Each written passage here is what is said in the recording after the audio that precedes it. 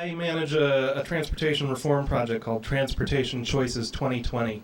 And so it was very exciting for me when I found out this spring that 350.org was going to be focusing on transportation reform and how we can fight climate change by promoting alternative fuels, alternative fuel vehicles, but also alternative forms of transportation, walking, biking, public transit, because that's what I've been working on for years now. And as soon as I heard that we were going to be doing that this year, I stood up and told Bill McKibben that we would be doing an event here in Rhode Island. So I'm really happy and proud to see it come together here in Woonsocket. For those of you who aren't familiar with 350.org, it's sort of the biggest international grassroots movement going right now to focus on awareness of climate change, the peril it presents, and the actions we can take to mitigate its effects at this point. And the reason it's called 350.org is because we want to get down to 350 parts per million carbon dioxide in our atmosphere. Right now we're somewhere over 390, so we've got a lot of work cut out for us.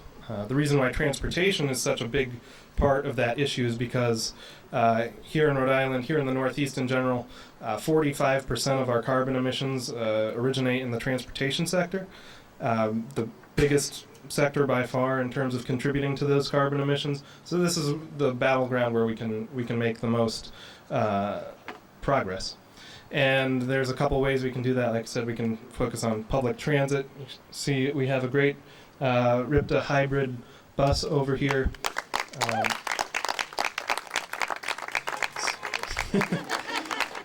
So not only do these buses conserve a lot more fuel than their older, dirtier cousins, but obviously we can transport a lot of people on a bus like that, gets people out of their personal automobiles and saves a lot of fuel that way.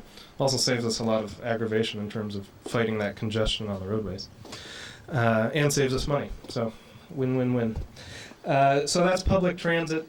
Along with public transit, of course, we do want to talk about walking and biking, the most environmentally friendly ways to get around. And that's why the Sierra Club has been focusing on promoting complete streets in Rhode Island. Complete streets are streets that are designed for all methods of transportation, not just for our cars.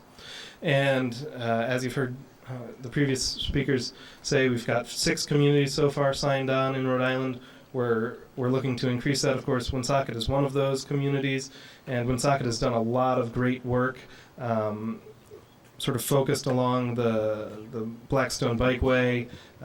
They've passed the Complete Streets resolution. They've got this Woonsocket Walks grant program going, so they're going to develop a pedestrian plan for the city.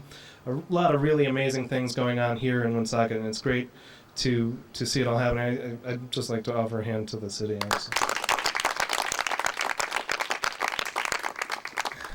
And so one of those things, like I just mentioned, is the Blackstone Bikeway, and that sort of provides a good transition to our next speaker.